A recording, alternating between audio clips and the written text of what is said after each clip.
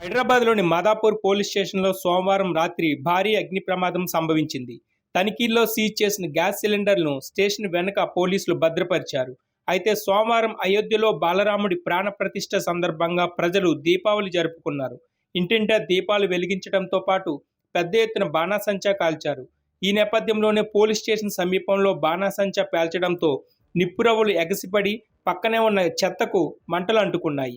ఈ క్రమంలోనే గ్యాస్ సిలిండర్లు పేలడంతో అక్కడ భయాందోళన నెలకొంది.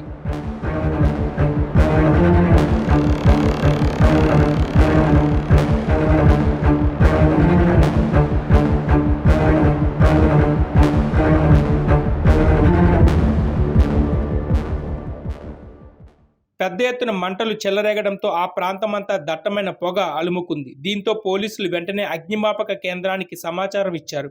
కాసేపటికి అక్కడికి చేరుకున్న ఫైర్ సిబ్బంది మంటలు అదుపులోకి తీసుకొచ్చారు. ఈ ఘటనతో మాదాపూర్ పోలీస్ స్టేషన్లో గందరగోళ పరిస్థితి నెలకొంది. గ్యాస్ సిలిండర్ను అలా నిర్లక్ష్యంగా ఉంచడంపై స్థానికులు ఆగ్రహం వ్యక్తం చేస్తున్నారు.